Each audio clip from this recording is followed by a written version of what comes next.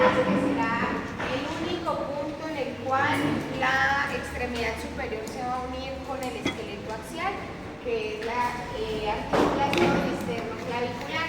En el extremo más lateral de la clavícula, pues veremos la articulación con el otro hueso de la cintura escapular, que es la escápula, para conformar la articulación acromioclavicular. Entonces, estas dos vendrían siendo las articulaciones de la cintura escapular.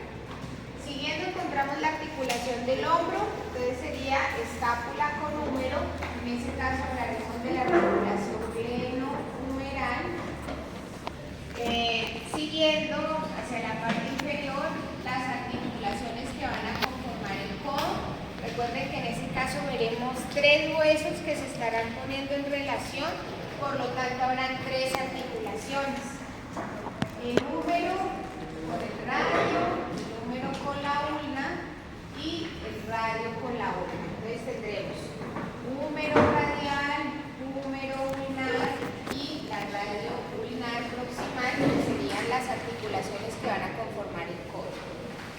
Descendiendo ya a la parte de la muñeca, como articulación de la muñeca, veremos la relación del radio con la primera fila de los huesos del carpo, será la articulación radiocarpiana. Entre los huesos del carpo habrá unas que se llaman intercarpianas, y entre los huesos del carpo, su segunda fila, y los huesos del metacarpo estarán las carpo-metacarpianas. Y finalmente, las articulaciones que ya van a estar conformando lo que vendrían siendo los dedos. Por lo tanto, estarán las metacarpofalángicas y las interfalángicas, que dependiendo del dedo, bueno, del segundo al quinto, tendremos interfalángica proximal e interfalángica distal. El primer dedo, que es el pulgar, solamente va a tener una sola articulación interfalángica, porque él solo tiene dos falanges, una proximal y una distal. Señora. Proximal distal para el segundo al quinto. Y esas son las articulaciones de la extremidad superior.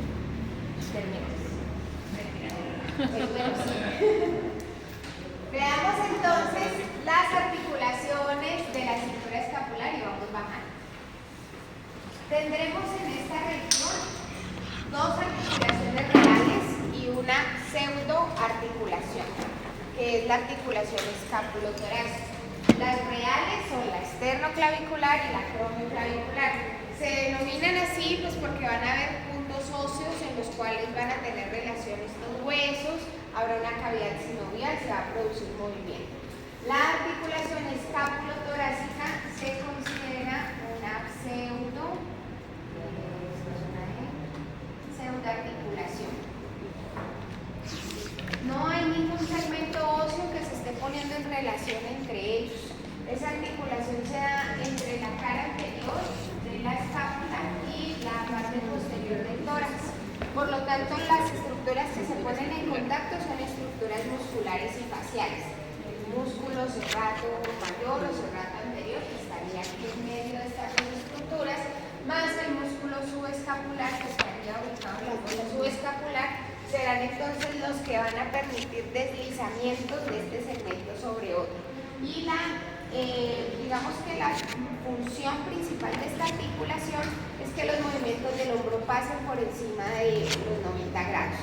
O sea que hasta aquí, vendríamos hasta los 90 grados de abducción o de flexión, estaríamos moviendo únicamente el húmero y la cavidad glenoidea. O sea, es solamente lo que sería la articulación del hombro. Pero para que el hombro se haga un movimiento mucho más amplio, habrá deslizamiento de la escápula en sentido inferior y lateral. Por lo tanto, ese movimiento se hace aquí, en la articulación escapulotorácica, que va a permitir mayor movilidad. Por eso se reconoce como articulación, pero es una articulación falsa. No hay segmentos óseos que se pongan en contacto, pero sí hay movimiento entre ellos. Empecemos con la articulación esternoclavicular. Como les había único lugar donde el esqueleto axial se une con el esqueleto apendicular superior. Por eso es una articulación que debe tener una fijación bastante importante, y cuando se luxa o incluso cuando se fractura la clavícula, la extremidad pierde su función, inmediatamente se desciende y no se puede más que mover de pronto la mano, pero no se podrá realizar movimientos grandes ni funcionales con este segmento. Entonces, esta región o esta articulación es extremadamente importante por eso. Es una articulación sinovial. Recuerden entonces que las articulaciones sinoviales son diartrosis, quiere decir que tiene más movimiento por tener ese espacio entre un segmento y otro. Y la característica adicional de esta articulación es la presencia del disco interarticular. Ese disco, acuérdense que son tejidos cartilaginosos que van a aumentar el espacio de relación entre un hueso y otro, pero también van a amortiguar en caso de que haya movimientos de huesos. Empecemos entonces a describir. Tenemos una clasificación anatómica y tendremos una clasificación funcional.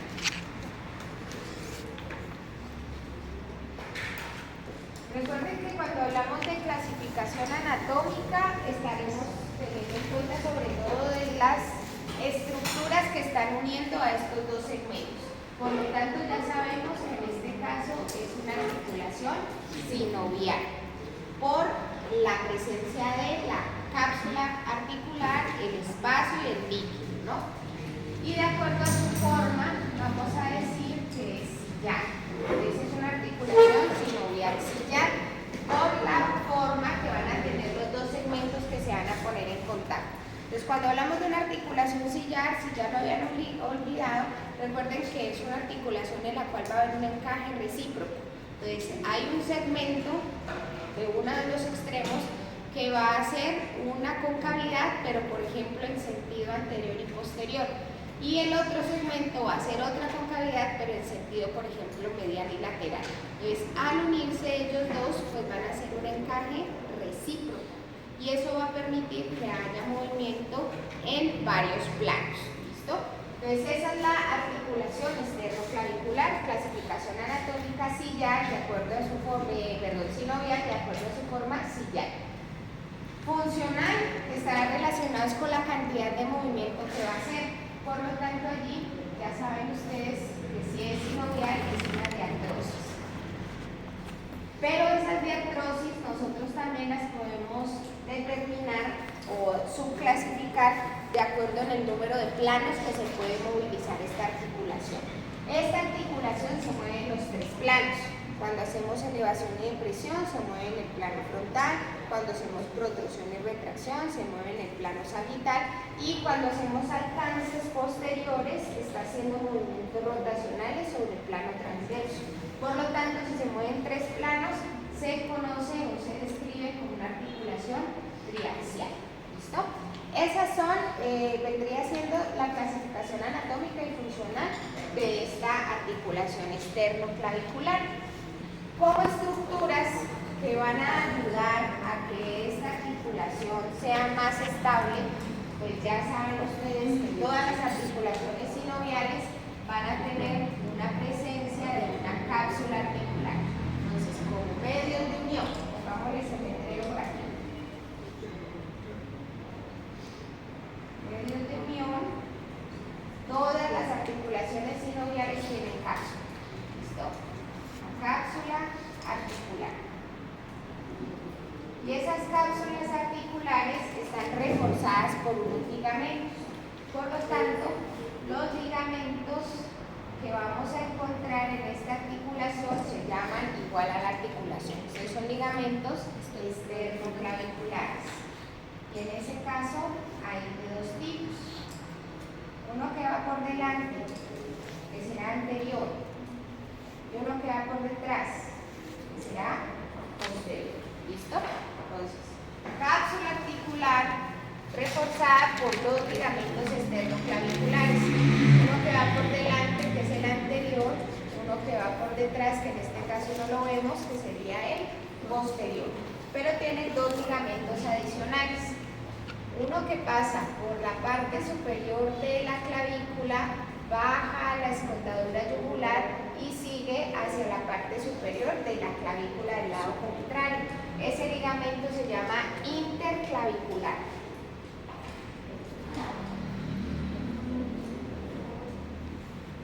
Y tenemos un tercer, cuarto ligamento, sí, porque son dos esternoclaviculares, el interclavicular, y este sería el último ligamento que observamos allí. Viene de la clavícula, la primera costilla y el primer cartílago costal. Entonces este ligamento se llama costoclavicular. Muy bien. Ligamento costoclavicular.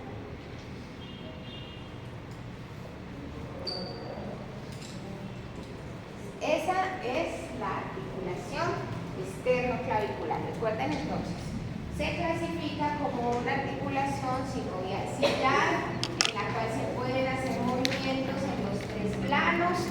Los movimientos son elevación, depresión, reducción, retracción y alcance antero superior y posterior inferior. Cuando nos vamos a rascar la espalda, que hacemos este movimiento, la clavícula medianamente genera un movimiento de rotación. Sus medios de unión, la cápsula articular que la refuerza por todos los lados, ¿no? Por delante, por los lados, por detrás. Ligamentos esternoclaviculares anterior y posterior. Uno que va por encima, interclavicular, y uno que va por debajo, postclavicular. Muy bien.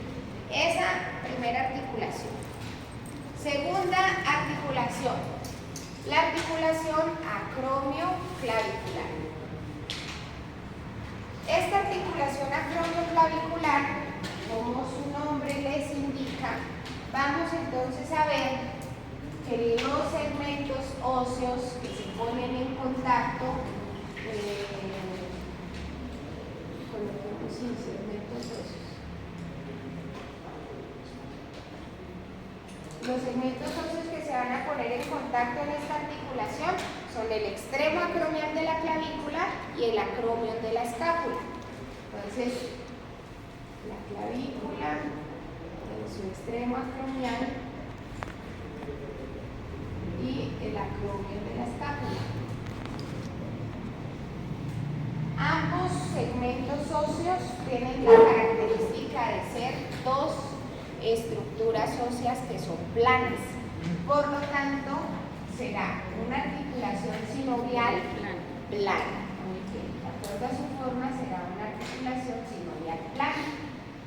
De acuerdo a su función, sigue siendo una articulación de artrosis por ser sinovial, va a tener movimiento, y es triaxial porque participa haciendo exactamente los mismos movimientos que hacía la esternoclavicular. Por lo tanto, cuando hacemos elevación, depresión, protrusión, retracción y los alcances, esta articulación también se moviliza. ¿Listo? Así que sigue siendo una articulación triaxial. Existe, como habíamos visto en la esternoclavicular, que hay un disco articular presente en el 99.9% de las personas. Aquí posiblemente entre un 12 al 15% existe la probabilidad de que se encuentre también ese disco articular entre los dos segmentos óseos. No es tan común, pero se debe tener en cuenta, sobre todo en el caso de que se vea una radiografía o demás, porque puede notarse una pérdida como de continuidad que puede posiblemente pensarse en una fractura, pero no lo es el cartílago que se encuentra, pero no es presente en todas las personas, ¿no? Es una estructura que a veces aparece, a veces no.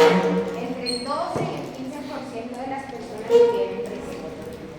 Bueno, como medios de unión, ya saben cómo esa articulación sinovial va a tener una cápsula articular que lo recubre por todos los lados, es una cápsula bastante fuerte, y va a tener unos ligamentos homónimos a la articulación que se llaman acromioclaviculares. De ellos también se describen uno superior y uno inferior, por lo tanto lo va a cubrir por encima y por debajo. Sin embargo, el ligamento más importante que nosotros vamos a encontrar aquí ayudando, reforzando la unión de estos dos huesos, se denomina ligamento coracoclavicular.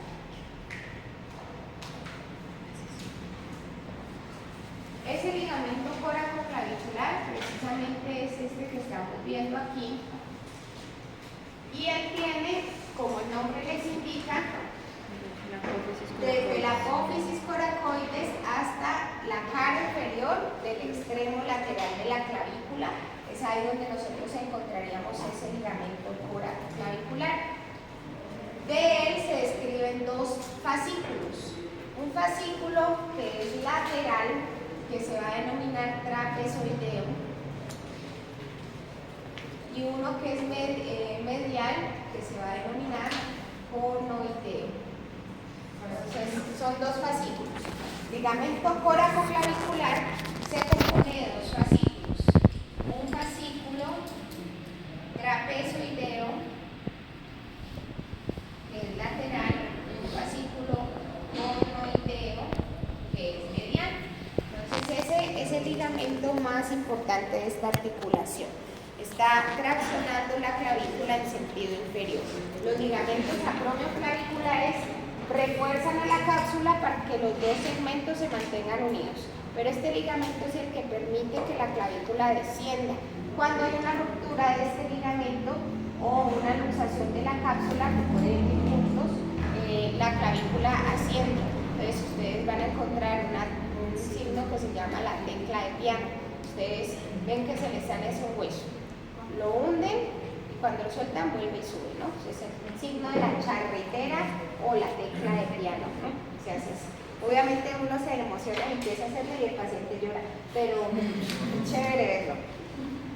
Perdón, no hagan sufrir a los pobres.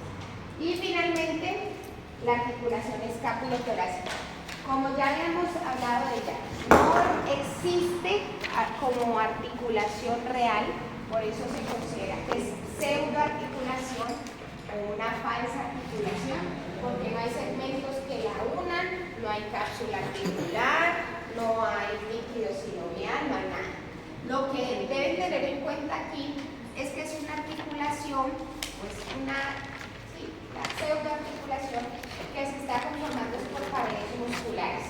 Recuerden que aquí tenemos un músculo que se va desde la región lateral del tórax, pasa por detrás de la escápula y se va a insertar en su borde mediano. Ese músculo es el serrato mayor o serrato anterior. Ese serrato es el que cuando se contrae va a permitir que la escápula realice ese movimiento de irse en sentido lateral e inferior.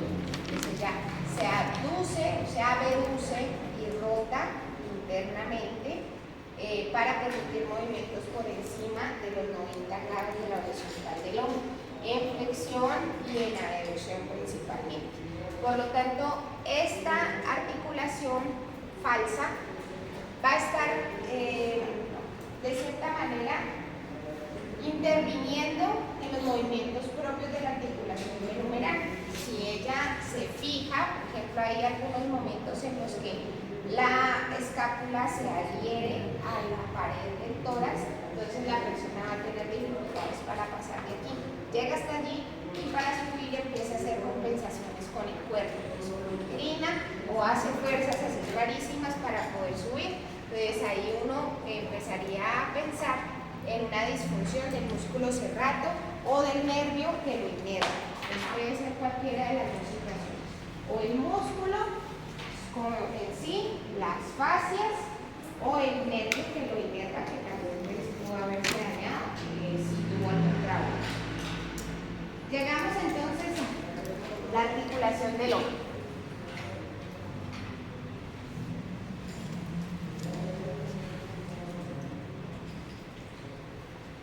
La articulación del hombro estará conformada por la cabeza del húmero y la cavidad glenoidea de la escápula. Por eso se denomina glenohumeral. Cavidad glenoidea y cabeza del húmero.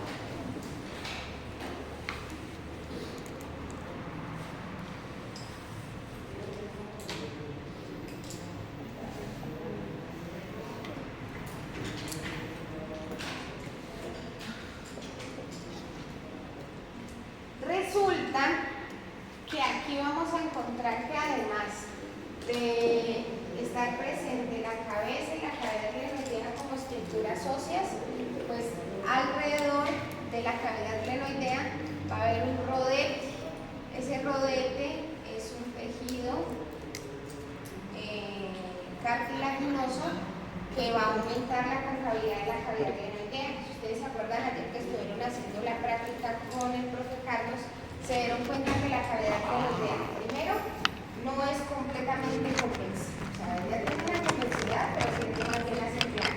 Y segundo, es muy pequeña respecto a la cabeza con la cual tiene que generar la articulación. Por lo tanto, es una articulación que para nosotros se va a usar con facilidad. No hay una congruencia específica y muy grande, como por ejemplo en la cadera, para que estas dos estructuras se mantengan siempre unidas entre sí. Por lo tanto, esta es una de las desventajas que tenemos dentro de la evolución. Una vez nosotros nos pusimos de pie, adquirimos nuestra posición bípeda, ganamos mucha habilidad con las manos, pero perdimos muchísima estabilidad en las extremidades superiores, tanto en lo que es el hombro como lo que es la muñeca. Y en ese sentido, serán lugares en los que a ustedes les va a llegar muchísimas personas con luxaciones de muñeca, de codo, no tanto, pero en los niños sí, y de hombro. De hombro es lo que más se va a luxar, precisamente por haber ganado una cosa, perdimos otra, ¿no? Así como con la laringe, cuando teníamos nosotros, estábamos en cuadrupedismo, hablábamos, la laringe estaba muy cercana a la nariz, entonces usted podía deglutir y podía respirar sin atragantarse. Pero cuando ya empezó ella a descender, la laringe quedó muy debajo, muy por debajo, y por eso cuando uno deglute no puede respirar. Y si respira, pues se atora, ¿no? Se le abre el camino viejo, como dicen, hace una broncoaspiración, y ese es el problema que tenemos. Ganamos habla, pero nos ahogamos con saliva. Entonces, eso mismo sucede por acá. Se nos perdió la estabilidad de la articulación del hombro. Así que encontraremos muchísimas estrategias que el mismo cuerpo o el que haya puesto o ha generado para mantener estas dos estructuras óseas en congruencia. Una de ellas es este rodete fibrocartilaginoso que está alrededor del borde de la cavidad glenoidea para aumentar de cierta manera esa congruencia para recibir la cabeza del hombro. Entonces esa es como una primera estrategia o estructura que vamos a encontrar allí. Veamos entonces cómo se va a clasificar esta articulación. Como es una articulación en la que encontramos una relación cóncavo-convexo, pero además es una estructura completamente esférica la que es convexa, en una cavidad que se supone que es también cóncava y esférica. Entonces la relación de cóncavo-convexo en una estructura esférica se va a clasificar como una articulación esferoidea. En los textos antiguos también le dicen erartrosis. Me parece que con el término esferoidea uno se hace más imagen que con el de artrosis. Entonces es una articulación sinovial esferoidea. Como es una articulación sinovial, pues obviamente va a ser una de artrosis. Se mueve muchísimo. Y de hecho es la articulación del cuerpo que mayor movilidad va a tener. Y en ella vamos a encontrar que no solamente se está moviendo en tres planos, que son los básicos. Entonces, flexión y extensión en el plano sagital, abducción y aducción en el plano frontal, rotación medial y rotación lateral en el plano transverso. Pero hay un como un cuarto pico de movimiento que hace esta articulación, solamente esta articulación, que es la circunducción.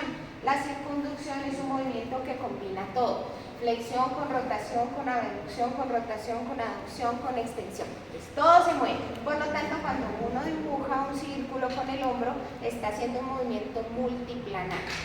Y es así entonces que ya no decimos que esta articulación es triaxial, sino que vamos a decir que es multiaxial, por el movimiento de la circunducción, que es propio de esta articulación. Hay algunos textos que dicen, por ejemplo, que la muñeca hace circunducción, porque tú puedes hacer círculos, pero el movimiento no se está limitando a la muñeca.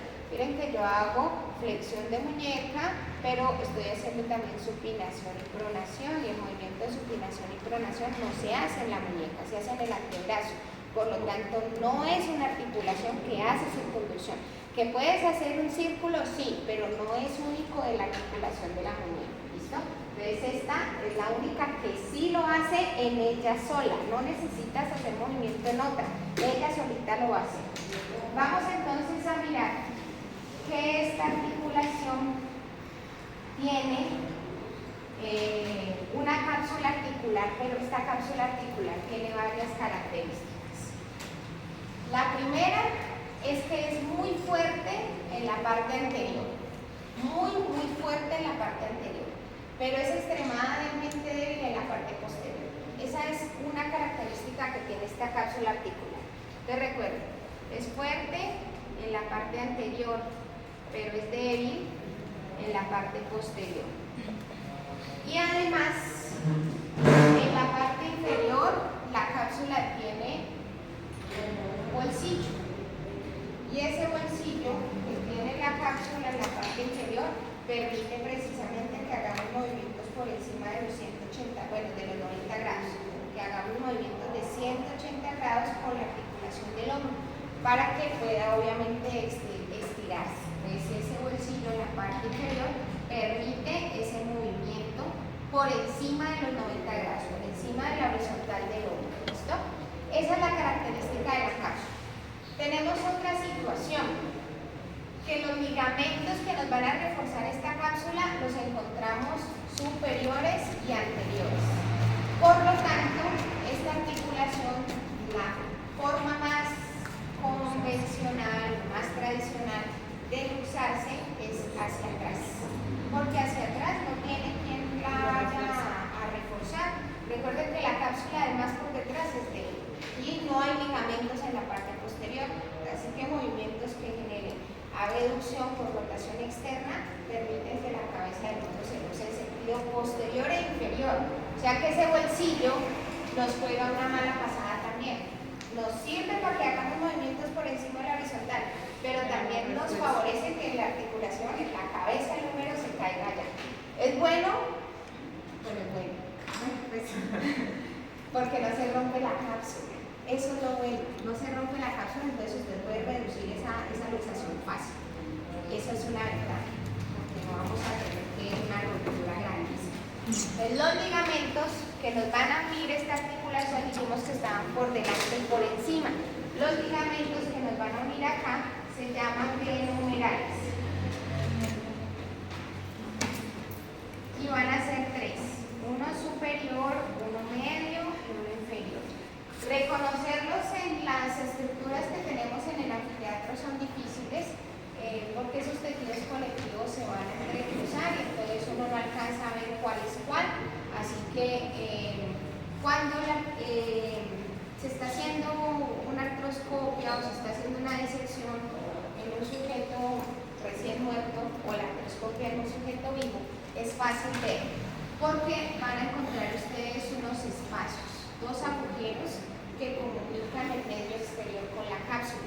Y esos dos espacios que vemos ahí son los que nos van a delimitar, que por encima está el ligamento glenumeral superior, en medio de los dos espacios el ligamento glenumeral medio y por debajo del glenumeral inferior. Entonces esa es, digamos, como la forma de visualizarlos en una artroscopia o en un muertico reciente, ¿no?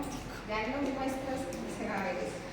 Estos dos orificios que tenemos aquí permiten una comunicación con una estructura que vamos a tener acá, que se llama la bursa subacromiodontoidea. Entonces, la bursa subacromiodontoidea es una bolsa de tejido oleoso que va a disminuir el roce de las estructuras tendinosas que vamos a encontrar en el hombro, pero que pareciera que tuvieran una continuidad con la cavidad interna de la articulación.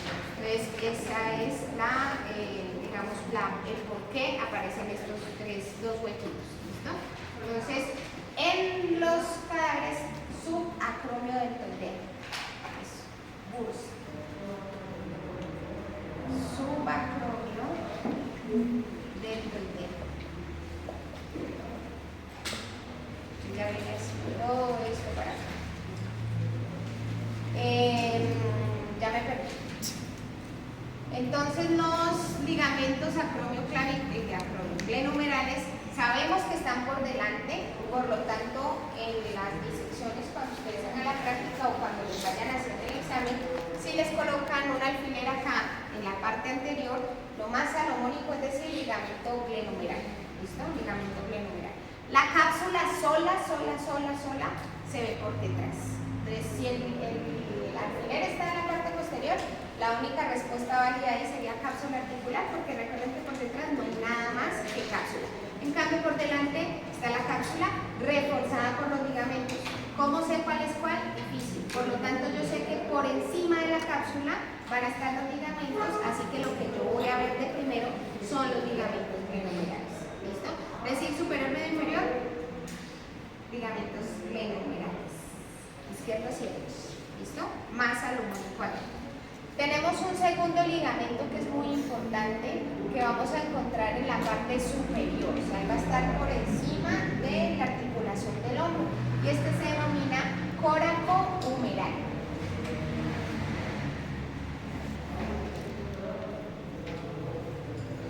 Este ligamento coracohumeral es el que me va a sostener al hombro cuando yo lo tengo suspendido. Pues, por ejemplo, si yo lo tengo aquí en posición anatómica, este ligamento se tensa y va a evitar que el hombro se luxe, o sea, que haya una separación entre la cabeza y la cavidad glenoidea. Entonces, si la extremidad está suspendida, este ligamento está tenso, siempre evitando que haya una luxación. Entonces, es un ligamento muy importante. Y tenemos otros dos ligamentos que no hacen nada respecto a la articulación. ¿Listo? No hacen nada respecto a la articulación porque no nos van a generar estabilidad. O sea que no son ligamentos que estabilizan, pero sí son ligamentos que van a permitir formar espacios. Entonces aquí vamos a encontrar estos dos que les voy a decir. No estabilizan la articulación, forman espacios. Entonces tenemos uno que viene del acromion hacia la apófisis coracoides, que se llama coracoacromial. Miren que ese ligamento no va a estabilizar nada, porque la apófisis coracoides pertenece a la escápula y el acromión pertenece a la escápula. Por lo tanto, ¿qué estoy estabilizando ahí? Dos segmentos óseos de un mismo hueso es ridículo, no hay forma de estabilizar ahí nada. Pero, como les dije, nos va a permitir formar un espacio. Miren que al hacer este tránsito entre una apófisis y otra, nos forma un espacio por debajo de ese mismo ligamento. Y ese espacio se llama el espacio subacromial. Entonces, el espacio subacromial será ese espacio que se forma por debajo del ligamento coracoacromial. Y por ahí van a pasar estructuras tendinosas y neurovasculares. Y también van a haber pulsas. Acuérdense que aquí había una que se llama subacromiodeltoidea, o sea que ella también está aquí, por debajo del acromion, hacia la región del músculo deltoides y por delante del hombro. Entonces, ese espacio subacromial viene siendo un espacio bastante importante por el paso de estructuras tendinosas, bursas y paquetes neurovasculares. Habrán muchas estructuras que van a pelear por espacio. Por eso es que aquí en trauma se describe una patología que se llama el conflicto subacromial y está precisamente dado por eso. Hay tantas estructuras que están pasando por ahí que pelean por espacio. Y al pelear por espacio, entonces van a empezar a inflamarse. Y al inflamarse, pues van a generar hombro doloroso. Esas inflamaciones del hombro, si no se tratan a tiempo, la inflamación se va a volver crónica. Una inflamación que pase después de una semana ya se considera una inflamación crónica. Y el problema de las inflamaciones crónicas es que no va a permitir que haya una reparación del tejido como debe ser. Lo que se va a generar es tejido fibrótico. Y en el hombro, al ser la articulación más importante porque es la más móvil de la extremidad superior, una fibrosis en esta zona pues me va a afectar la extremidad por completo. Eso se llama una capsulitis adhesiva. Si se genera fibrosis, la cápsula se adhiere, el tejido fibroso, recuerden que no se estira, no tiene pero absolutamente ni un ápice de flexibilidad. Por lo tanto, me va a limitar la articulación y se conoce eso, pues se dice en el bajo mundo, como hombro congelado. No puede mover el hombro, ya, ahí se quedó. Vaya, hágale fuerza, y como es tejido fibrótico, pues va a ser como si usted cogiera una hoja de papel, lo rompe, y baila, peor aún. Entonces, esos dolores del hombro es importante rápido identificar la causa.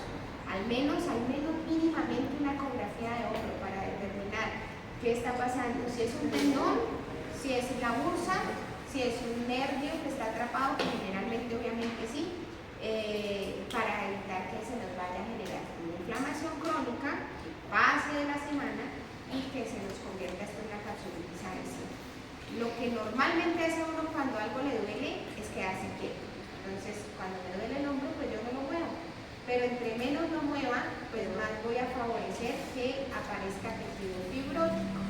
Por eso es importante que ustedes recuerden, hay que tenerle más miedo al reposo que al movimiento. Una persona postrada en cama es una persona que rapidito se va, se muere fácil, se dan más complicaciones de estar quieto. Entonces es mejor que se mueva, mejor atajar que arriar, como dicen, ¿no? Entonces en esto también funciona así. Y el otro ligamento que no va a estabilizar nada, va a formar es un espacio. Va del tubérculo mayor al tubérculo menor del húmero. Ese se denomina ligamento transverso del húmero. El ligamento transverso del húmero. Miren que está de un tubérculo a otro, no nos está estabilizando nada, pero nos va a formar un espacio y ese espacio se llama la corredera bicipital. La corredera bicipital. ¿Qué estructura va a pasar por ese espacio? El tendón de la cabeza larga del bíceps braquial. Entonces el tendón de la cabeza larga del bíceps entra a ese surco intertubercular, pasa por la corredera bicipital y llega hasta el tubérculo supraglenoideo que está en la parte de arriba de la cavidad glenoidea de la escápula. Entonces este tendón es intracapsular, él va por dentro de la cápsula, tiene un recorrido por dentro de la cápsula articular. Nuevamente, una inflamación de este tendón también nos puede generar una capsulitis adhesiva porque es el tendón que ingresa a la cápsula articular. Entonces, eso, chicos, vendría siendo nuestra articulación del hombro. Ligamentos que la estabilizan, los glenohumerales y el coracohumeral. Pero en relación a ella encontramos dos que van a formar esos espacios: el coracoacromial y el ligamento transverso del húmero. El coracoacromial, recuerden, nos forma el espacio subacromial y el transverso del húmero la corredera bicipital, por donde va a pasar solamente el tendón de la cabeza larga del bíceps braquial. Vamos ahora con el codo. El codo es una articulación compleja y se considera compleja precisamente porque están en relación tres huesos y por lo tanto habrán tres articulaciones. Entonces, tres huesos, tres articulaciones conforman el codo. Realmente el movimiento que se hace en el codo es solamente la flexión y la extensión, o sea que es un movimiento en un solo plano. Por lo tanto, el codo es una articulación uniaxial, solo se mueve en un plano. Y ese movimiento realmente solamente lo realiza de manera real la articulación entre la ulna y el húmero, o sea, la articulación húmero-ulnar. Es la que realmente va a realizar el movimiento de flexión y extensión. La húmero radial se deja mover, ya se deja mover, pero hay donde se luxa. El día que la articulación húmero radial se luxa, no funciona nada. El codo queda ahí. Ni lo extiende, ni lo flexiona, ni lo prona, ni lo supina. Entonces, realmente no es que haga nada, pero si no está bien, se jode todo. ¿Listo? Esa es la situación con esta articulación húmero radial. Y la radioulnar superior o proximal es la que nos va a hacer movimientos de pronación y supinación. ¿Listo?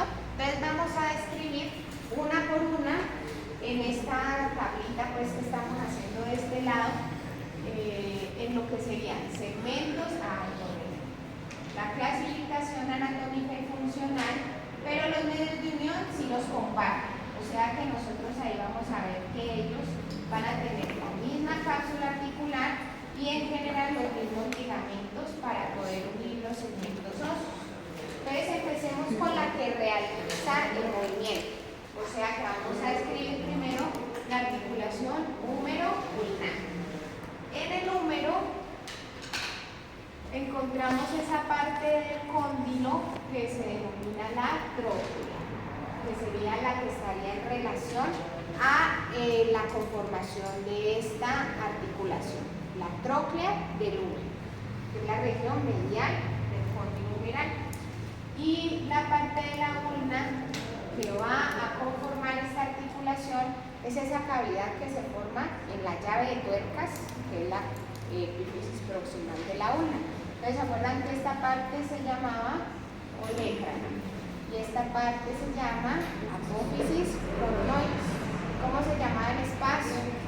Escotadura tronclear, muy bien. Escotadura tronclear. Entonces, esa es la escotadura tronclear, que es la que va a ingresar en la tróclea del húmero y va a generar el movimiento de flexión y extensión. Clasificación anatómica sabemos que es sinovial y por la forma que tiene esta articulación se describe como una bisagra. ¿Listo? O también troclear, en algunos casos también le denominan troclear, porque es una troclea. ¿Listo?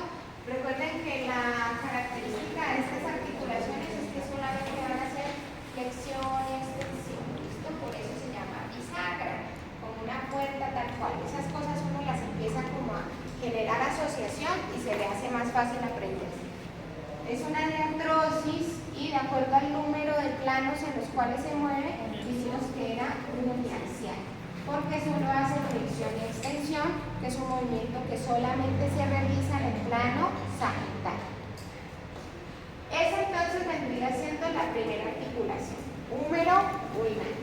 Vamos ahora a describir la segunda articulación, que será la húmero-radial. Como les dije, esta se deja llevar, pero el día que se lo usó, se jodió ese codo, no se pudo mover nada. Ella sola no hace nada, pero si no está bien, no deja hacer nada.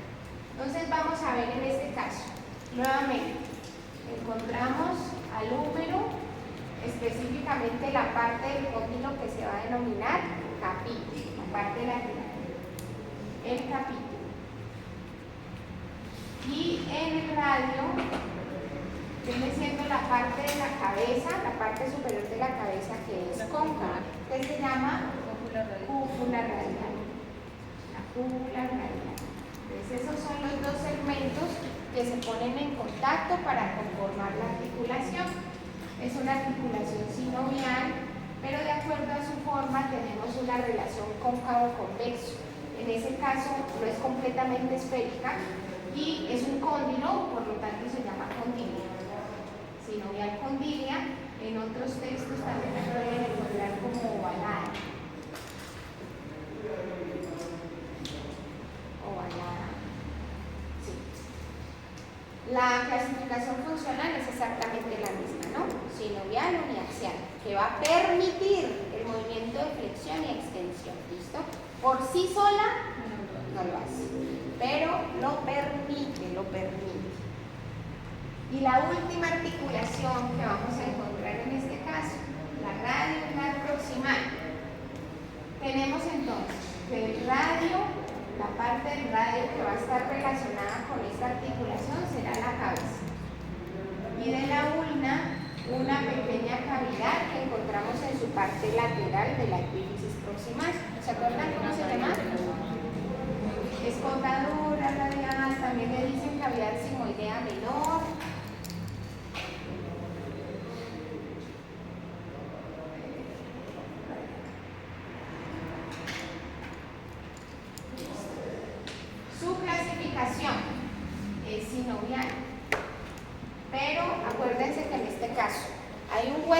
queda quieto y otro que rota por encima de él. Cuando hay un hueso que se queda como un eje y el otro se mueve sobre él, hablamos de una articulación en pivote o trocoide. ¿Listo? Entonces puede ser trocoide o pivote. En este caso la ulna se queda quieta y el radio rota sobre ella para poder permitir los movimientos de pronación y supinación. Sigue siendo una articulación uniaxial, pero no por el movimiento de flexión y extensión, sino por el movimiento de pronación y supinación. ¿Listo? Acuérdense de eso. Uniaxial porque hace supinación. Pronación y supinación. Entonces, todas estas son las articulaciones del codo. Dijimos que aquí mismo grandote comparten cápsula, comparten ligamentos y comparten la membrana sinovial. Obviamente, si comparten cápsula, comparten membrana sinovial. Entonces, vamos a describir esos medios de unión en general para las tres articulaciones, porque los tres la tienen o es compartida. Primero ya sabemos, una cápsula articular. La cápsula articular del codo es muy fuerte en la cara anterior, extremadamente fuerte en la cara anterior.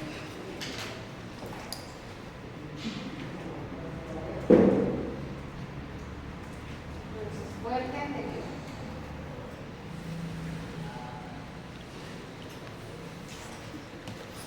Pero nuevamente débil en la parte posterior. Y no solamente es débil, sino que está interrumpida. Miren que por delante ella es continua. Viene así cubriendo todo el cóndilo, abraza la epífisis proximal del radio y la ulna, se va hacia las regiones laterales, pero por detrás encontramos el olecrano. Entonces ella es interrumpida porque el olecrano queda por fuera de la cápsula articular. En ese sentido, es una articulación que se va a luxar, no tan fácil, pero sí se luxa con más frecuencia hacia atrás. Entonces, en sentido posterior es la dirección en la cual se va a luxar esta articulación, porque la cápsula por detrás es débil y está interrumpida. Tenemos unos ligamentos. Estos ligamentos se llaman colaterales. ¿Ustedes saben qué significa colateral? Bueno, a los lados. Es que ustedes son bebés, pero había una película, existe todavía. Cuando yo estaba así, más bien joven, había pues, canales, había muy poquitos. Y entonces en Caracol, en RCN, pasaban sobre todo los sábados y los domingos las películas del sábado y el domingo. Y siempre pasaban de Jean-Claude Van Damme, de Steven Seagal, o sea, todas eran así de acción. Y había una que pasaban mucho, cuando estaba pequeña yo la vi muchas veces, se llamaba Daño Colateral, ¿no? Daño Colateral. Entonces, Daño Colateral se trataba de lo que había pasado en las ciudades vecinas después de una catástrofe en el punto cero, ¿no? Pues cuando ellos dicen que es el punto cero donde se produjo la situación. Pero el daño colateral es lo que sucede alrededor, no en el lugar, sino lo que puede ver afectar. Entonces, cuando hablamos de los ligamentos colaterales, siempre vamos a pensar es que no está ahí adentro, sino que está a los lados, lo que está pasando en el alrededor. Entonces, esa era la película Daño Colateral. Y aquí tenemos unos ligamentos colaterales que van a evitar que la articulación se luce medial y lateralmente. ¿Listo? Mucho cuidado de aquí en adelante, porque colaterales vamos a encontrar en el codo, en la muñeca, en los dedos, en la rodilla, en el tobillo, en los dedos de los pies. Por lo tanto, cada vez que ustedes vayan a describir un ligamento colateral, deben decir de qué articulación y de qué lado, y si es de mano o de pie o de extremidad superior o de extremidad inferior. ¿Listo? Entonces, de aquí en adelante con los colaterales se nos genera un poco de dificultad, como cuando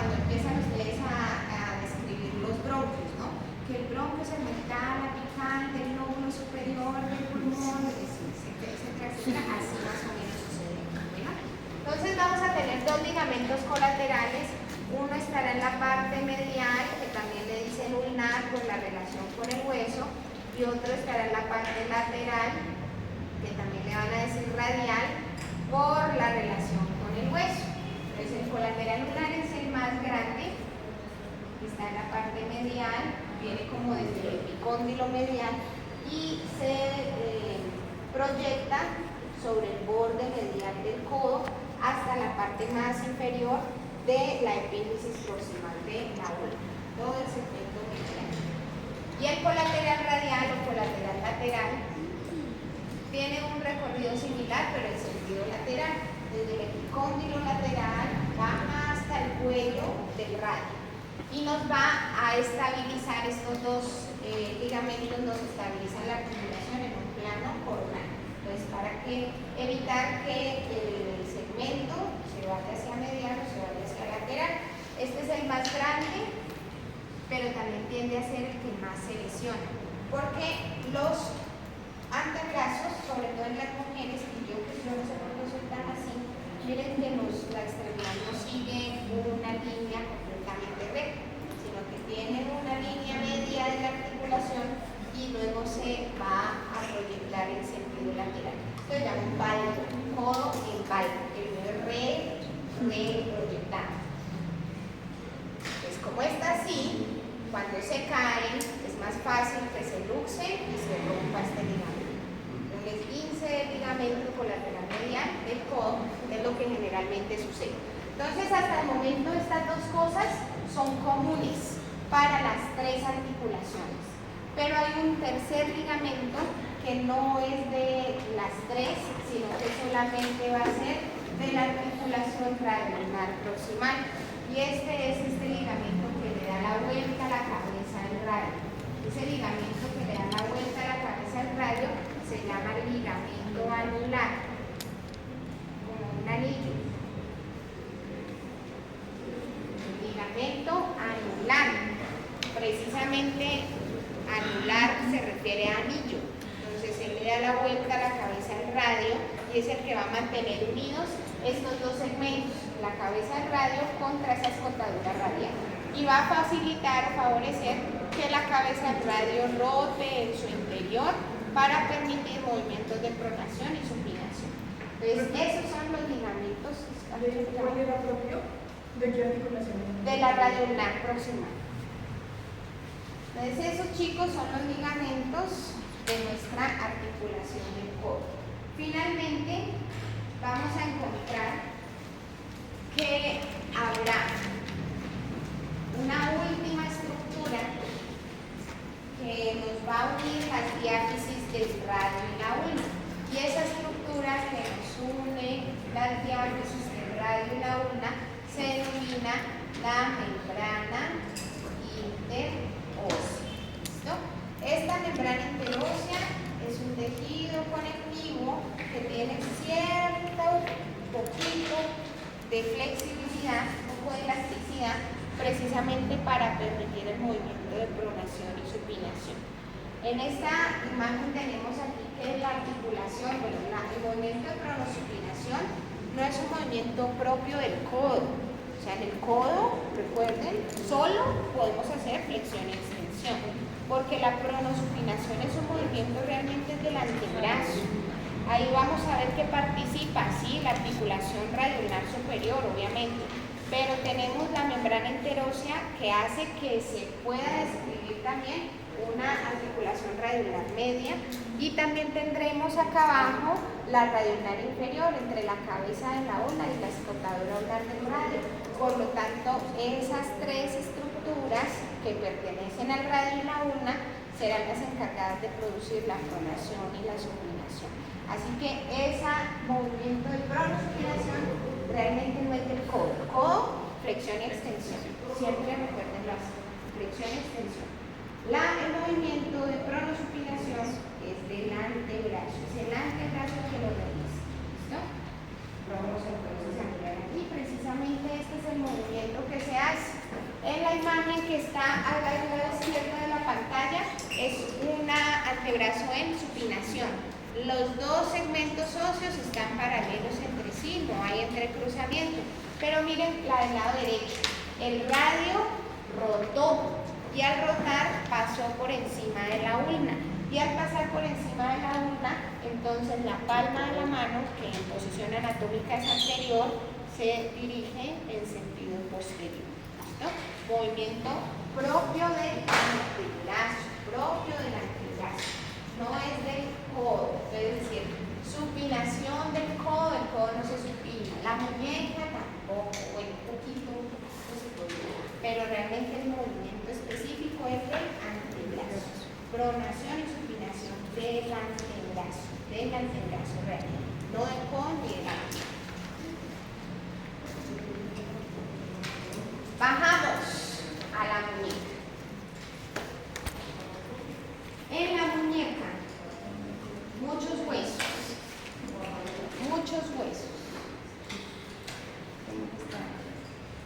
Empecemos entonces con la articulación que nos va a formar realmente a la muñeca.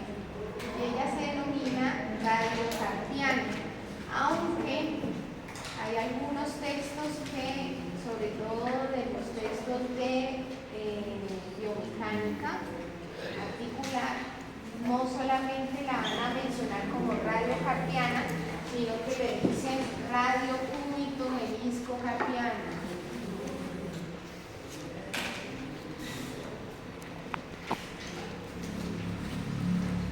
Es un nombre más de biomecánica, pero uno lo ve como muy largo, como muy jartico, pero nos permite visualizar todas las cosas que se están poniendo en relación. No solamente está el radio con el carpo, miren que ese nombre nos está ignorando a la ulna. La ulna también se está articulando ahí. Entonces este nombre nos dice, está el radio, está la ulna, pues como cúbito. Existe un menisco articular y encontramos los huesos del carpo. Por lo tanto es un nombre que nos da más información. Recuerden, por allá la primera clase dijimos, entre más información tenga el nombre, pues más armonizado está y más nos permite a nosotros como imaginar en dónde es que estamos. Entonces este nombre nos permite eso. Radiocarpiano es el que más se usa, pero miren que el otro nos da un más amplio. ¿Qué vamos a encontrar aquí? Como ya les mencioné, tenemos el extremo distal del radio, tenemos la cabeza de la ulna, tenemos la primera fila. ¿Qué pasó? ¿También?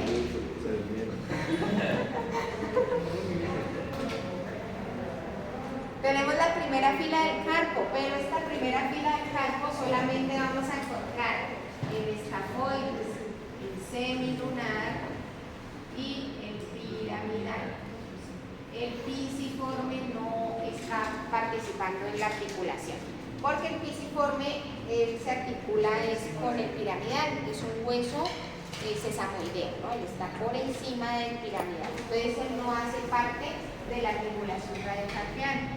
Tenemos el escafoides, el semilunar y el piramidal. Eso sería. La ulna, acuérdense que participa es con lo que es la cabeza. Y el radio con las carillas articulares inferiores. La carilla articular inferior. Adicional a ello, acuérdense del nombre largo, existe un menisco entre la cabeza de la ulna y el hueso semilunar y piramidal. Y ese menisco se describe como un ligamento triangular. O sea, ese es el nombre que tiene. Se llama ligamento triangular, pero no es un ligamento, o sea, no es solamente tejido conectivo, tenso reclano, como se haya conformado un ligamento. No, solamente eso no es. Ahí también hay cartílago. Se le dice ligamento triangular, pero también tiene tejido cartilaginoso. Es un menisco, realmente es un menisco. Importante que recuerden con quién se articula cada hueso. El radio se articula con el escafoides, el semilunar, y la ulna se articula de manera indirecta porque realmente no se va a articular directamente por la presencia del ligamento triangular con un pedacito del semilunar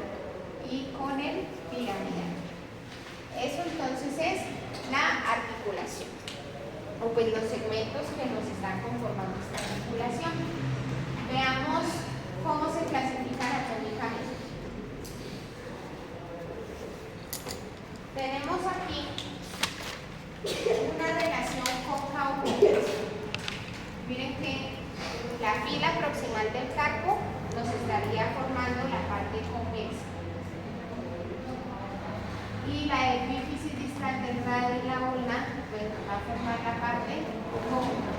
Entonces hay una relación cóncavo-convexo, pero no es completamente esférica como la veíamos en el hombro, sino que es una esfera partida a la mitad. Una esfera partida a la mitad es una elipse. Entonces, en este caso, es una articulación elipsoidea. ¿Listo? Sinovial, elipsoidea. También le dicen ovalar. Sinovial, elipsoidea. Como movimientos, como clasificación funcional y artrosis, al ser sinovial siempre, y se va a mover en dos planos. Por lo tanto, hablamos de una articulación biaxial. ¿Qué movimientos hace la muñeca? Flexión, extensión, desviación ulnar y desviación radial. ¿Listo? Entonces, cuando llevo la bandeja, extensión. Cuando voy a posar para la foto, flexión. Y cuando me despido como reina, pues desviación ulnar, desviación radial. ¿Listo? Porque las reinas no mueven la mano pues como uno lo hace. Entonces, si algún día van a ir al reinado, acuérdense que no pueden hacer movimientos amplios, ¿no? Se prona y se supina y se desvía la muñeca. Esa es la forma de saludar de la reina. No van a hacer guaches por allá, ¿no? Por favor. Entonces, ya saben, ¿no? Flexión, extensión, desviación radial, desviación ulnar. No, sí está bien. También hay otros textos que dicen que la desviación ulnar es una aducción y que la desviación radial es una abducción. Entonces cualquiera le sirve para que se acuerde. Vamos entonces ahora sí a mirar los medios de unión de esta articulación. Son sencillos, son grandísimos.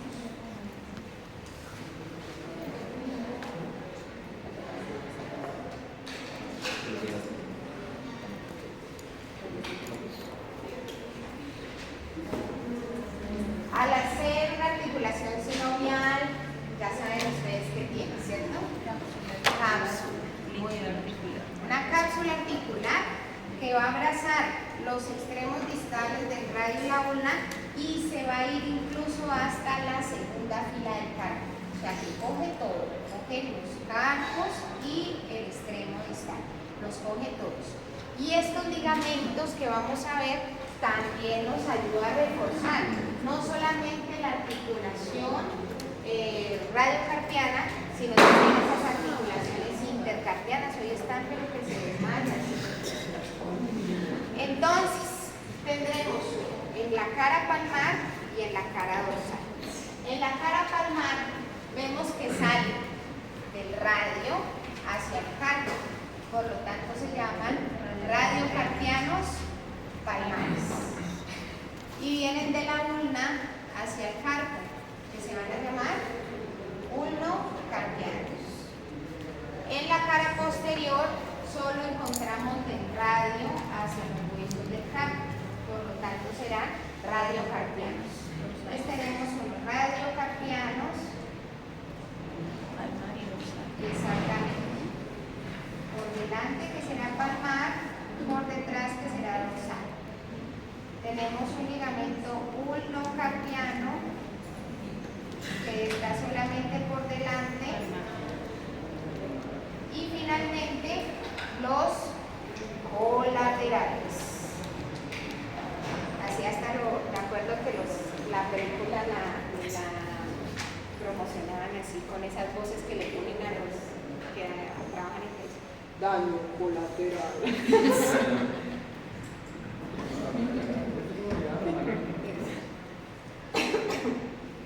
Ligamentos colaterales. Medial y lateral.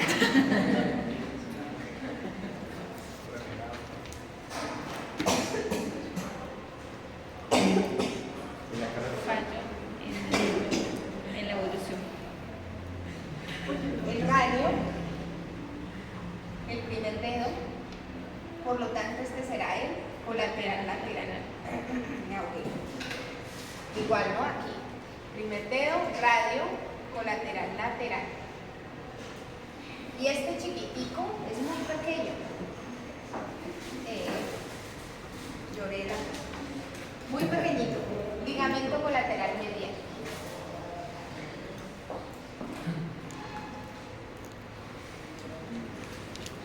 Cuando nos caemos, generalmente siempre vamos a tener un mecanismo de protección que es poner las manos, ¿no? Entonces, cuando uno pone las manos miren que se desvían en sentido radial. Así usted quiera ponerlas para el otro lado, cuando usted se va a caer, las pone de esa manera. Por lo tanto, el que más se lesiona es el ligamento colateral anular, es el que más se va a lesionar. Cuando pongo la mano, se estira. Recuerden que los ligamentos, como no son contráctiles, ellos lo que hacen es tensarse y relajarse. Entonces, cuando el ligamento se tensa, es cuando más probabilidades tiene de romperse. Entonces, ese es el ligamento que más se rompe cuando yo pongo la mano al caer. Es el colateral medial, es el que se lesiona generalmente. Listo. Segundas. Bueno, ya en la mano encontramos entonces que entre los huesos del carpo vamos a encontrar unas articulaciones que se llaman intercarpianas o mediocarpianas, que nos van a indicar entonces que estas articulaciones se dan entre un hueso del carpo y otro, por eso se llaman intercarpianas o mediocarpianas, dependiendo del texto que ustedes estén siguiendo. A mí me gusta más intercarpiana porque siento que me dice más. Mediocarpiana me pone como anular. Entonces, está del otro lado. Eso con leche es para más pecho. Intercarpianas. De manera personal me gusta más que mediocarpiana. Sin embargo, pues cualquiera de los dos. ¿Qué estructuras se ponen en contacto con los huesos del carpo entre sí? Como a mí me recrea los huesos del carpo entre sí. Que cada una de estas articulaciones tiene nombre, entonces ustedes le pueden colocar el nombre. Por ejemplo, entre el escafoides y el semilunar, escafo, semilunar. Entre el semilunar y el piramidal, lunato, porque acuérdense que este también se llama lunar, ¿no? Lunato, piramidal, ¿listo? Entre el piramidal y el pisiforme.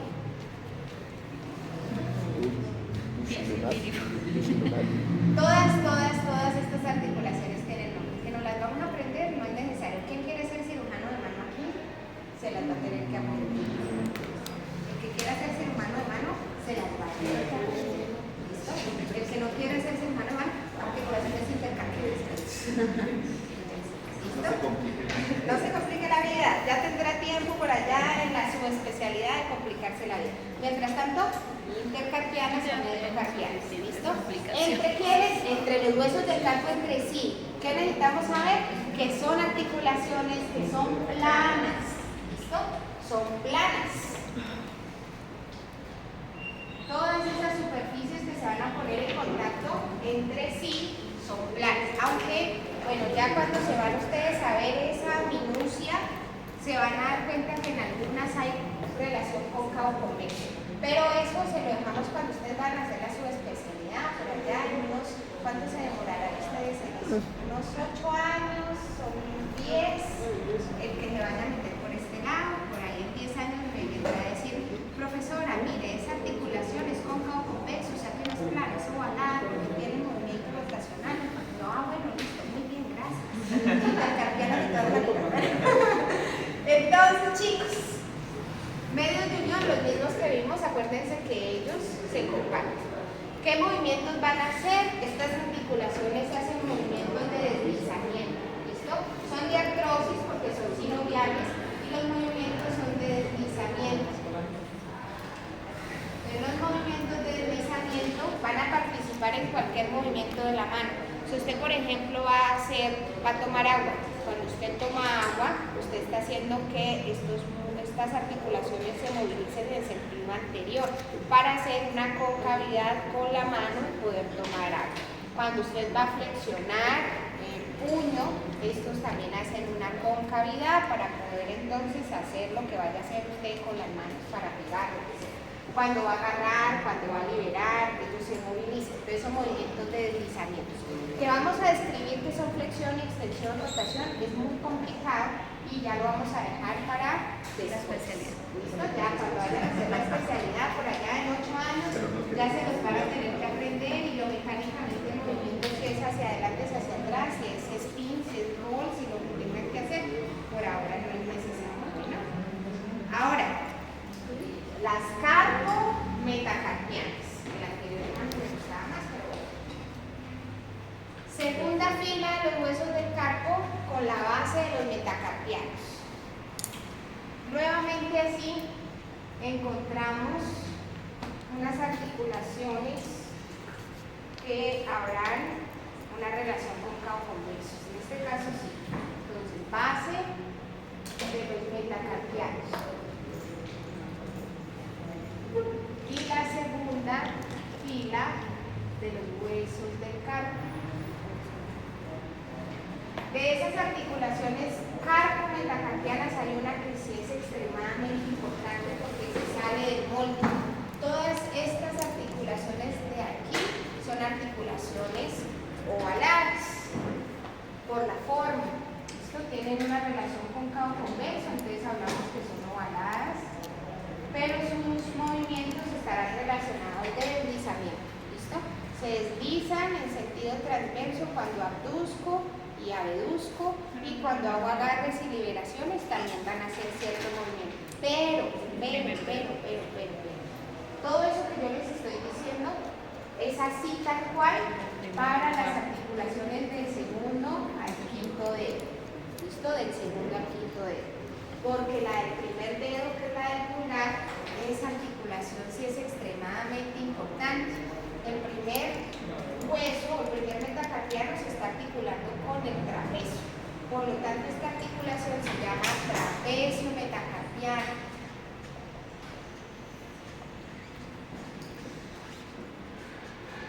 Y el hueso trapecio tiene forma de silla de montar. Por lo tanto, cuando se articula con la base del primer metacarpiano, nuevamente vemos esa relación de encaje recíproco.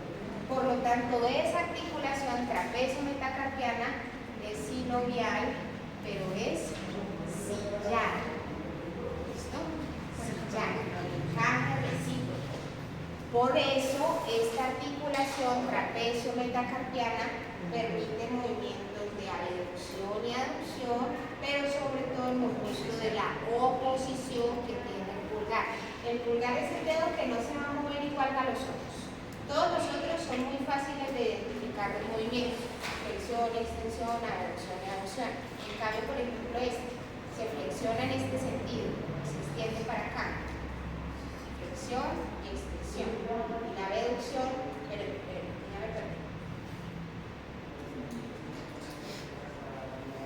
La flexión, perdón, es así, porque la abducción es hacia acá. Abducción hacia acá. La flexión es hacia acá. La extensión es esto para arriba. Y la aducción es esto. Y finalmente la oposición. ¿Listo? Entonces es un músculo, pero no es un músculo, es un hueso, es un segmento óseo que no se mueve igual a los demás. Tiene movimientos que no están acordes a los otros huesos. Entonces ella siempre se describe aparte. La articulación trapecio-metacarpiana, y ella nos da casi que el 50% de la movilidad del pulgar. Por eso es tan importante. Y por eso es que este dedo, cuando ustedes van a se van a asegurar alguna parte del cuerpo, el que más vale es este.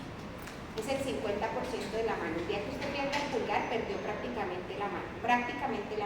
No existe hasta el momento una prótesis que le permita hacer los movimientos tan precisos y exactos que tiene este hueso, este pues en general. Así que pues hace que todo esto que yo les estaba contando se nos vuelva algo diferente.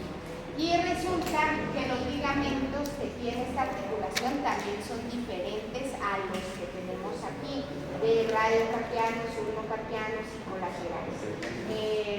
Voy a subirles un documento porque esta sí vale la pena que la podamos describir mejor para que lo tengan en cuenta, porque no es una articulación carpo-metacarpiana como las otras. El pulgar es un dedo que para nosotros es lo máximo, lo más importante que tenemos en el mundo mundial.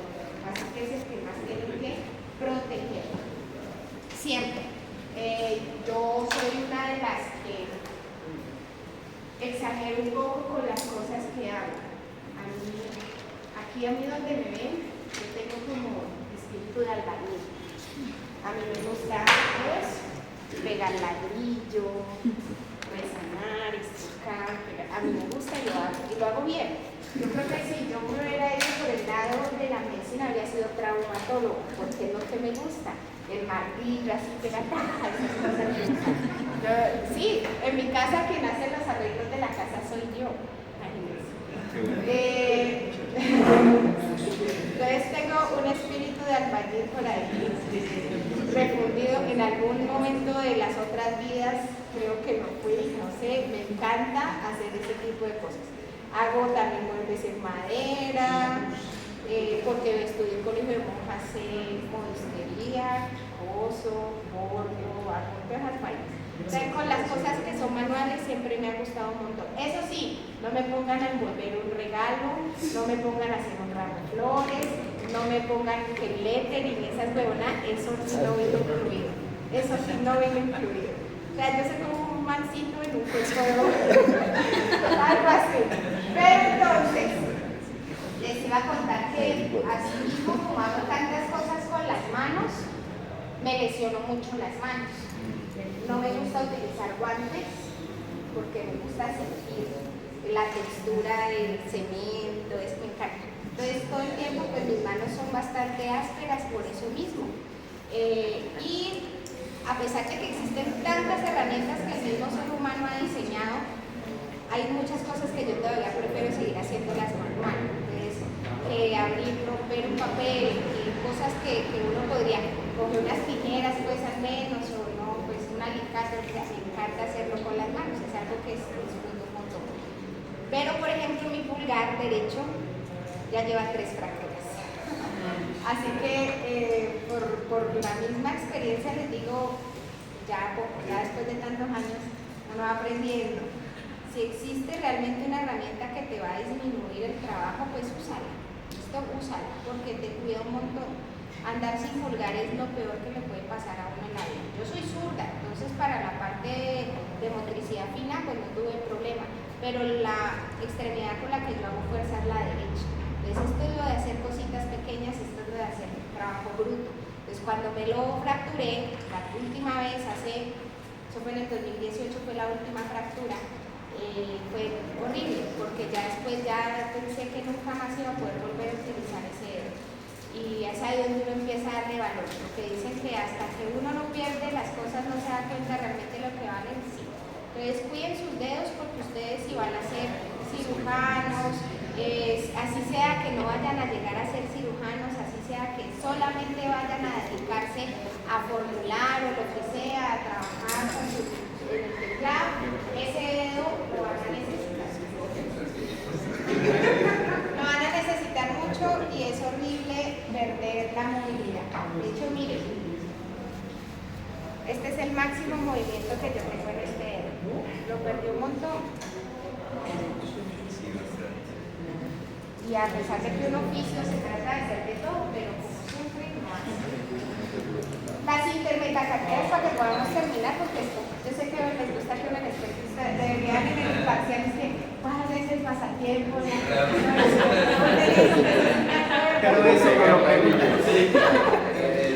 Pero miren que la otra vez se les preguntó cómo se llamaba la secretaria y no fueron capaces de responder. Esas preguntas las hemos hecho en algún momento y eran las que se rajaron. ¿Cuál es el nombre de la secretaria del departamento? ¿Cuál es el apellido del profesor Oscar? ¿Cuál es Oscar? Ay, pero por favor. Bueno,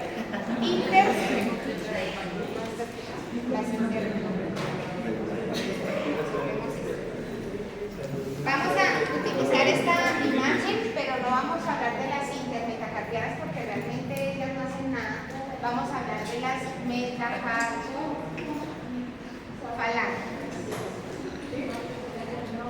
O sea que ignoren este nombre de acá arriba porque no las vamos a tratar así porque eso es materia mecánica. ¿Listo? Vamos a trabajar con las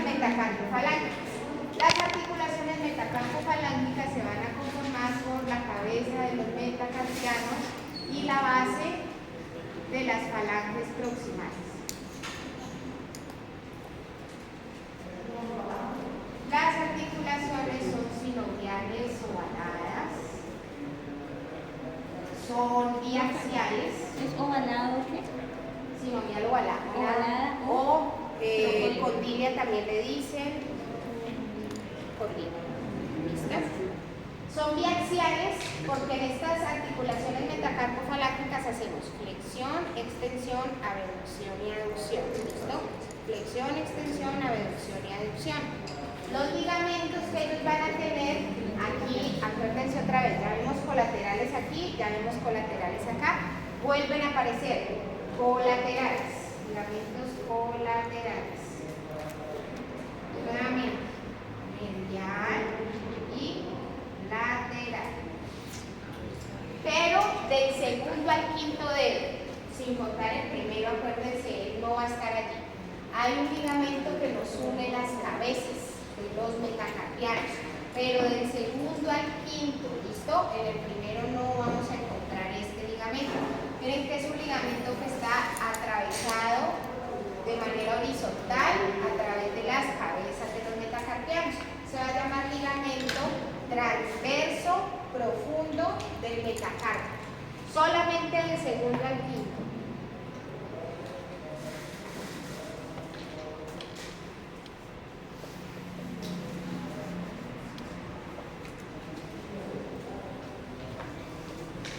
Ligamento transverso profundo del metacarpio. Miren que es el que nos va a limitar el movimiento de abducción. Cuando hacemos abducción ese ligamento se tensa y sí se separan medianamente las cabezas, pero no del todo. El primer dedo no tiene, por eso es que él tiene un movimiento más libre y es un movimiento en un plano absolutamente diferente al que hacen el movimiento los otros. ¿Listo? Entonces esa es la característica de ese ligamento transverso profundo del metacarpio. Ahora, las interfalángicas. Las interfalángicas proximales y distales, que serán las de los dedos del segundo al quinto, se van a clasificar igual. Son ovaladas también. Entonces en este caso tenemos la cabeza de la falange que está más proximal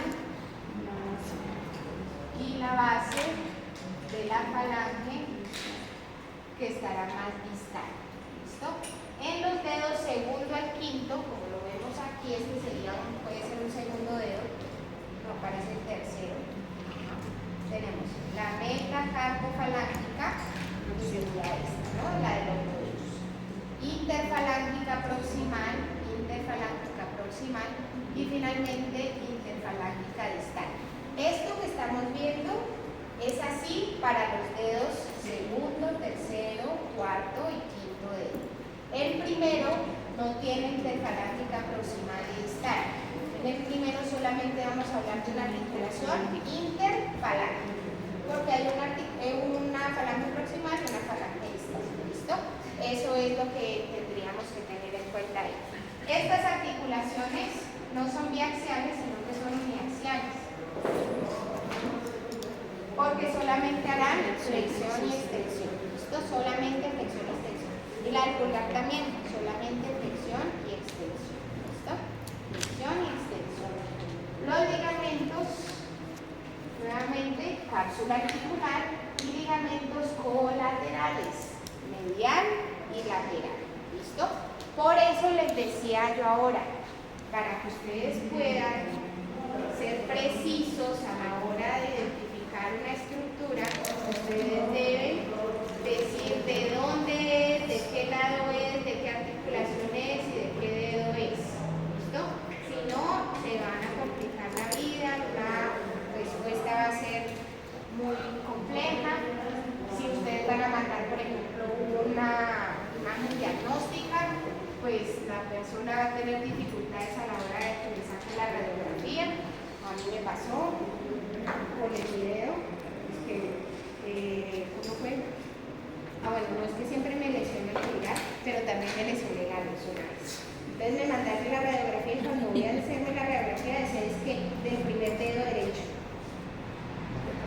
de la mano del pie. Entonces me volvieron por eso. No perdiendo el tiempo un montón, ustedes con un montón de trabajo en urgencias y de todo, y que lo devuelvan a uno que porque no colocó que era del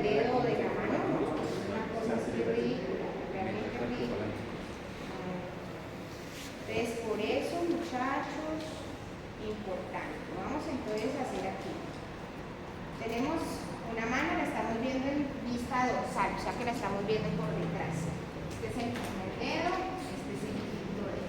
Entonces recuerden, metacarpofalángica, interfalángica, esta sería interfalángica aproximada y esta sería interfalángica distal. ¿Listo? Entonces, si por ejemplo el alfiler ustedes lo encuentran aquí, entonces lo primero, ¿qué ligamento es? Lateral. Este es el quinto dedo, o sea que este es el borde medial de la mano.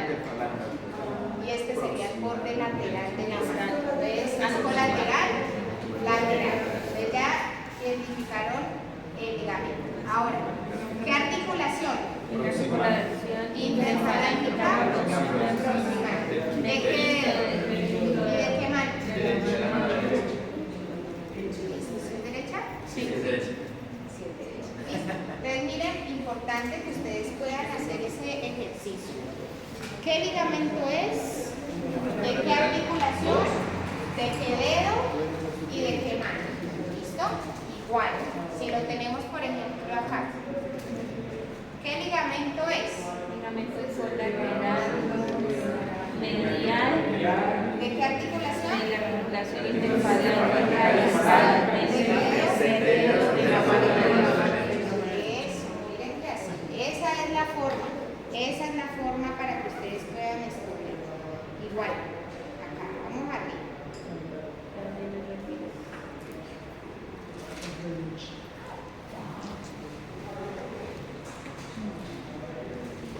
¿Qué ligamento? Lateral. Lateral. Colateral lunar o medial. ¿Listo? De la articulación, sí. Miren que aquí ya no es tan complejo porque no hay que decir del dedo tal, pero sí es importante que ustedes digan si es del codo o de la muñeca, porque el nombre de la articulación nos va a poder determinar hacia dónde tenemos que mirar. Entonces, no solamente para las imágenes diagnósticas, ustedes en muchas ocasiones van a tener que también hacer revisiones a fisioterapia y llegan con unas revisiones que uno le toca empezar a buscar dónde es que le duele. Señora, ¿y usted dónde es que le duele? Porque no entiendo qué dice aquí, no por la letra, sino porque dicen ligamento colateral. A mí me ha pasado. Esguince de ligamento colateral derecho. Pone. ¿De dónde diablos? Entonces me sale como que, señora, ¿usted qué le duele?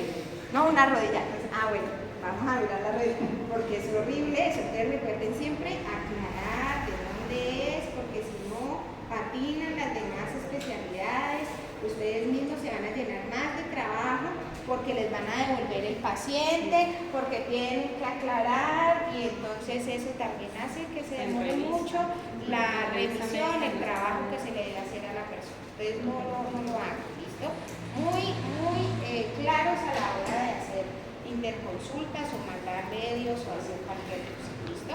Entonces eso para que les quede de tarea y así metido por allá en la cabeza, que siempre hay que es mejor aclarar. ¿Listo? Hay veces que las respuestas más escuetas son las mejores, sobre todo si usted está hablando con su pareja, no de mucha información, sino lo que preguntaron. Entre más diga, más se les va a meter respuesta. ¿Listo? Pero para este tipo de cosas, sí, muy, pero muy preciso, muy, pero muy preciso. Recuerden, esta imagen me sirve sobre todo para que tengamos en cuenta. Las carpometacarpianas tienen colaterales, todas tienen colaterales. ¿Cómo defino el colateral? Si es medial o lateral, acuérdense que vamos a ver